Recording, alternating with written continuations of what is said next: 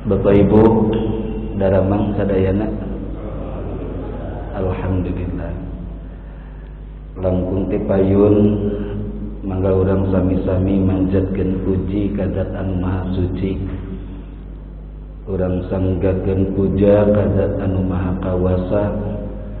Hayu urang sami-sami ngahaturkeun syukur ka Zat anu Maha Ghafur Asy-Syakur.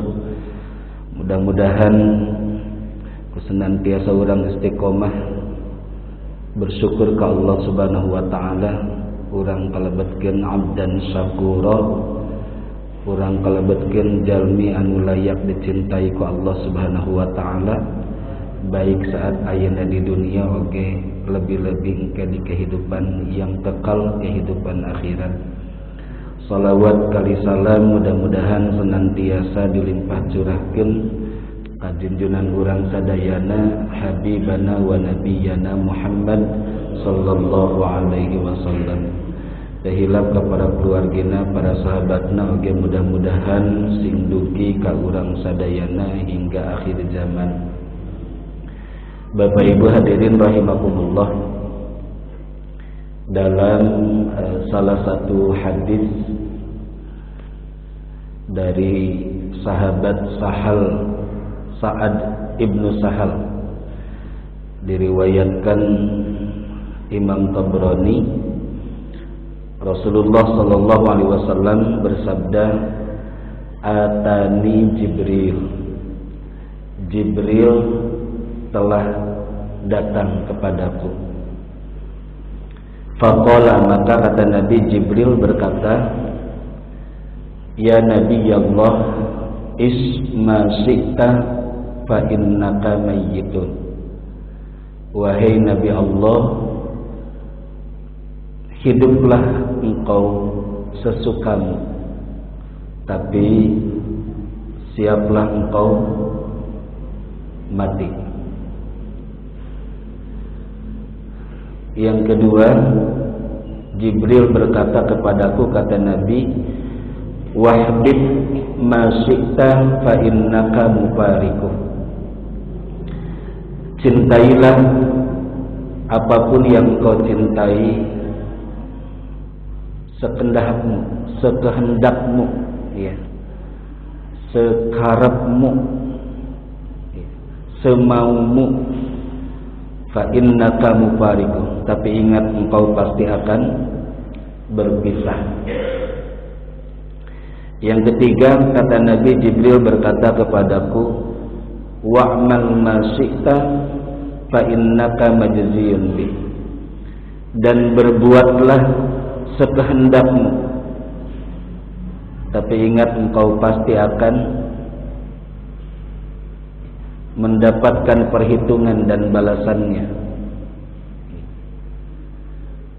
Kemudian yang berikutnya Jibril berkata kepadaku, kata Nabi, wa'lam, dan ketahuilah, anna syarafal mu'min qiyamuhu bil lail, bahwa di antara tanda kemuliaan seorang mukmin qiyamuhu bil lail, yaitu kesungguhannya dalam menghidupkan malam dengan qiyamul lail, dengan beribadah, dengan tahajud, ya, dan dengan ibadah-ibadah yang lainnya di setiap malamnya.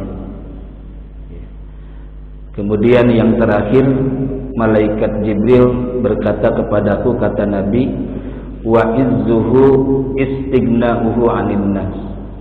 Dan kehormatan seorang mukmin itu terletak pada berlepasnya diri dari berharap kepada selain Allah.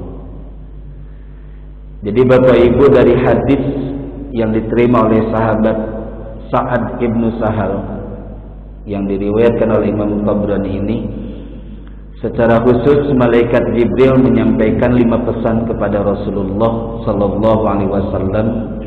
Namun tentu juga pada umumnya ini menjadi pesan bagi kita bahkan hingga akhir zaman.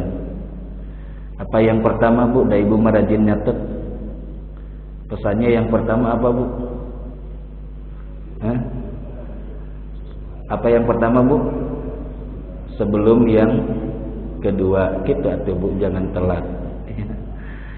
Hiduplah sesukamu, ya, sekehendakmu. Tapi ingat, engkau pasti mati. Jadi kita diberikan keleluasaan hidup, silahkan, ya, nikmati hidup sesuka kita. Tapi ingat, ujung-ujungnya dari kehidupan apa, Bapak Ibu? Kematian. Pernah disampaikan di majelis ini, ada di antara para ulama yang menyampaikan al-mautu kalbabi. Al-mautu kalbabi. Maut, mati itu kalbabi. Seperti apa, Bu? Artinya? Seperti, bukan seperti babi, Ibu. Seperti pintu dari sebuah bangunan, dari sebuah rumah. Wa kullun nasi dakhiluh. Dan setiap manusia, setiap orang pasti akan masuk ke ruangan, ke rumah, ke gedung, pasti melalui mana? Pasti melalui pintu. Ini perumpamaan tentang pastinya sebuah kematian. Bu, Ibu, hari Ibu upami lebet ka bumi, tapi tak aya pantauan kumaha carana. Bu, Ibu masuk ke sebuah ruangan, yang ruangan itu tidak ada pintunya, gimana caranya, Bu? Gimana, Bu? Kurang keras gimana? Jika nu bararingung, Ibu, atuh tinggal asup, ada aya pantauan ieu. Bingung ibunya. Masuk ke bangunan, ke rumah yang tidak ada pintunya. Nih, masjid misalnya tidak ada pintunya, Bu. Gimana cara masuknya, Bu? Asup pada aya pantauan ieu.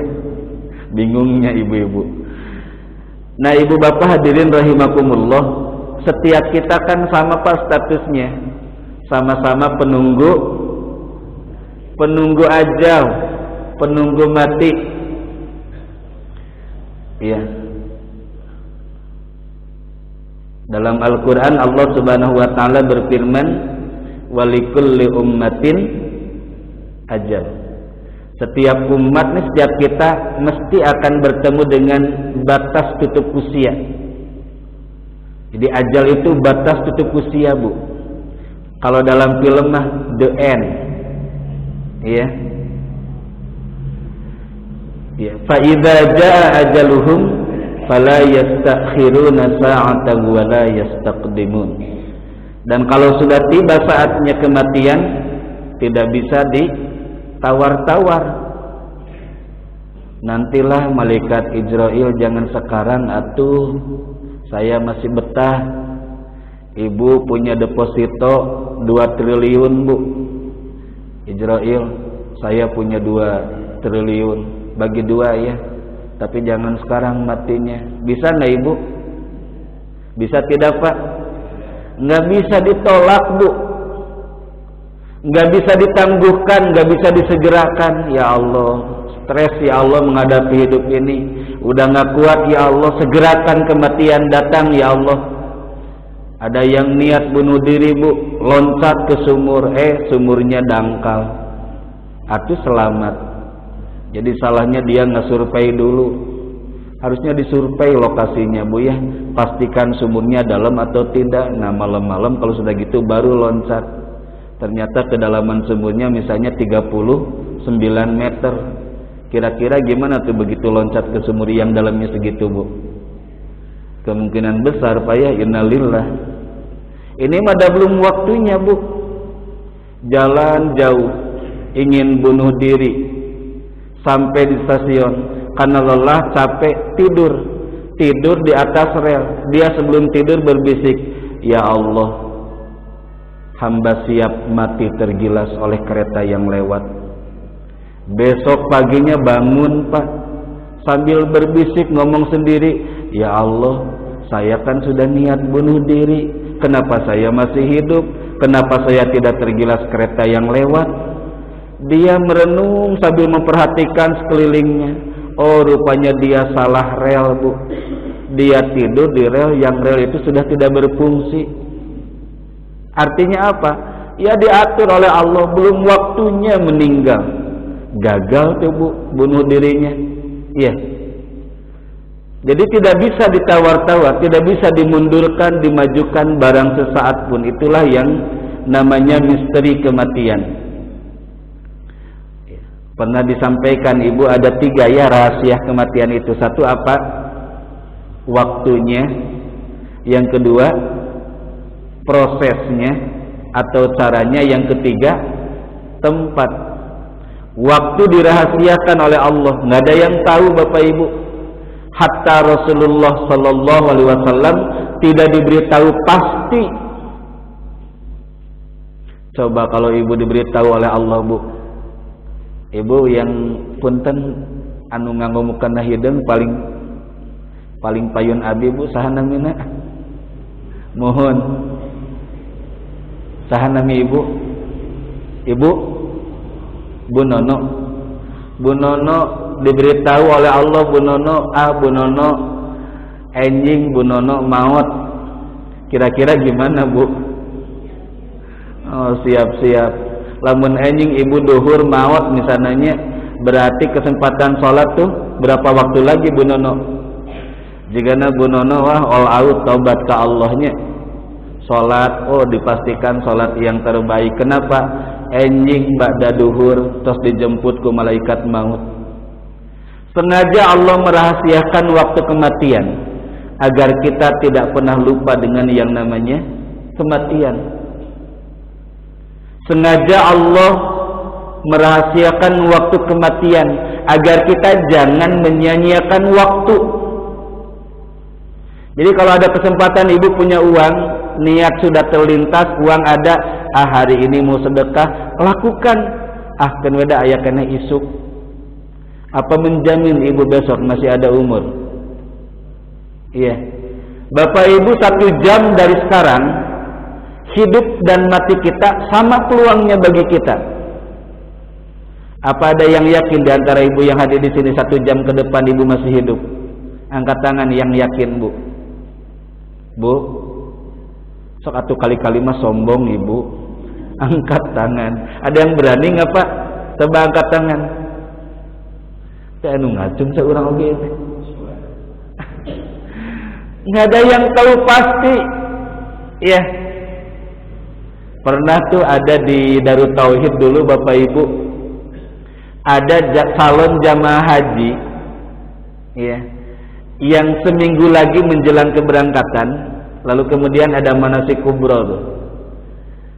Ikut kajian MQ pagi live di masjid bersama Agim. Ternyata apa yang terjadi Bapak Ibu, jamaah itu, ya, selesai MQ pagi itu dari jam 5 sampai jam 6 siaran langsungnya tuh. Keluar dari masjid melalui tangga tuh, Bu. Pak, kepleset jatuh, dibawa ke klinik kesehatan, dan sebelum sampai di klinik kesehatan sudah meninggal. Sehat secara fisik, Bu, tinggal seminggu menjelang keberangkatan haji. Kira-kira hajinya jadi tidak Bapak Ibu? Jadi tidak? Tidak, kan kaburu maut, Bu. Tapi pahala hajinya demi Allah sudah ada catatannya di sisi Allah. Sudah lunas, sudah ikut manasik, ya. Mudah-mudahan Allah merahmati beliau. Ya. Nah, Ibu Bapak hadirin rahimakumullah, waktunya dirahasiakan oleh Allah. Kalau kita merasa banyak dosa, jangan suka nunda-nunda tobat. Kan dosa, ada dosa ke Allah, ada dosa ke sesama, Bu, hak adami. Ibu, saya perhatikan Ibu dengan Ibu itu teh kenapa sih kok maaf ya, rasanya ada barrier gitu ya, seperti menjaga jarak. Saya sering memperhatikan, maaf Ibu kalau saya salah. Ibu kalau misalnya mau dekat dengan dia rasanya rada ogah gitu ya kunaon ibu, iya rada cuek, urang beda kesal kasih ibu itu teh. Pokona mah teu aya nu paling nyebelkeun dina hati abdi kecuali si ibu eta. Kunaon ibu? Pokona mah geuleus we. Dalamun teu kongang mah sok hayang ngarebod, sok hayang nonyok, pokona mah sebel. Atuh ibu teu kenging aya dendam kesumat kitu dina mana. Kan teu terang ibu anu namina ajal. Mendingan ayo perbaiki diri, tobat ke Allah. Syaratnya kan kalau tobat ke Allah ketika ada dosa kepada sesama gimana Bapak Ibu? Gimana? Jangan dulu ke Allah, ya. Datangi dulu orang yang pernah kita dolimi, orang yang pernah kita sakiti.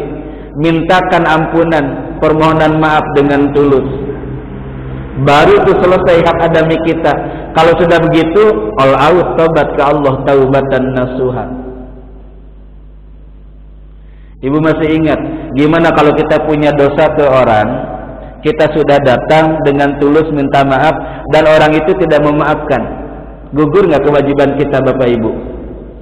Gugur tidak? Gugur. Lalu apa kewajiban kita setelah itu Bu? Masih ingat? Ibu dicatat ente ari ngaos teh. Masih ingat Pak? Apa kewajiban kita berikutnya? Halo. Ada 3 Bu. 1, bersungguh-sungguh tobat kepada Allah. Ya. Yang kedua apa Pak Bu? Pak? Halo? Memintakan ampunan atas dosa orang itu kepada Allah. Yang ketiga, kewajiban kita kalau kita punya dosa kepada orang, kita sudah datang, dia memaafkan, alhamdulillah, memang itu yang kita harapkan. Tidak memaafkan, gugur kewajiban kita. Tobat aja sungguh-sungguh ke Allah setelah itu. Yang kedua, jangan lupa mintakan ampunan kepada Allah atas dosa orang itu. Ya Allah, ampuni dosa dia ya Allah. Ampuni dosa beliau. Maafkan kesalahan beliau ya Allah. Nah, ketiga kewajiban kita apa Bapak Ibu? Apa? Pak? Apa yang ketiga? Ibu? Ya tekunah undang lepeh wae. Bu, apa kewajiban yang ketiga, Pak? Menjaga hablum minan nas.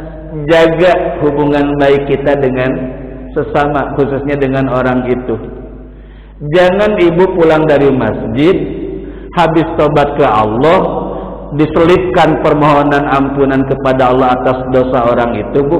Keluar di masjid mau ke warung langsung ketemu di persimpangan jalan, anjir eta si eta aya geuleuh Gusti teh. Ari nu kitu tobat sanes Pak. Bu, tobat bukan namanya. Ari di masjid nangis-nangis minta ampunan ke Allah, ari ketemu orang itu keheul deui, dendam deui. Atuh bukan taubatan nasuha namanya, Bu ya. Maka selipkan tuh doa Bapak Ibu ya, agar kita nih dicabut oleh Allah dari gil. Apa itu gil? Gil itu apa ya? Dendam kesumat, amarah yang terpendam, kedongkolan yang memenjara kita. Itu gil. Kan ada doanya ya? Gimana tuh doanya? Iya. Gimana Bu? Ada tuh dalam ketika kita menyolatkan jenazah suka dibaca doa ini. Wala taj'al fi qulubina gillan lilladzina amanu rabbana innaka ra'ufur rahim. Dan itu ada di dalam Al-Qur'an. Surat apa Bu? Bu, surat apa? Pak, Bu, tawadunya ibu-ibu mah. Saya husnudan sebetulnya ibu-ibu tuh kalau saya lihat dari depan tuh wajah-wajah ahli Al-Quran Bu ya. Ibu rajin kan tadarusnya Bu ya? Coba Ibu lanjutkan ayat yang saya baca. Ya. Wa nabluukum bisarri. Bu, lanjutkan. Wa nabluukum bisarri.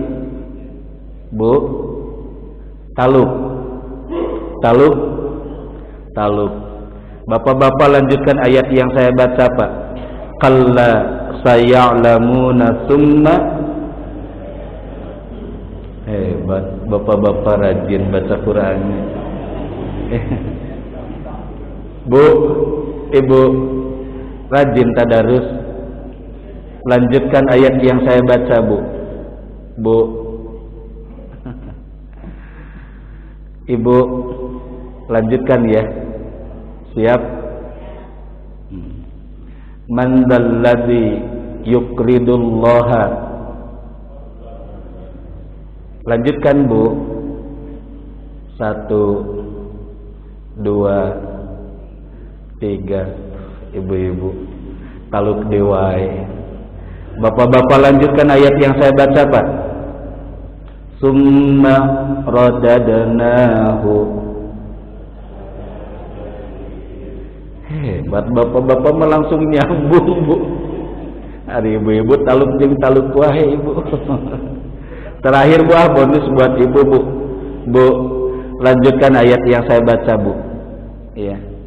Innal insana lafi. Alhamdulillah, akhirnya Ibu pecah telur juga ya. Nah, kembali tadi surat apa ya? Surat Al-Hasr. Ya, surat Al-Hasr.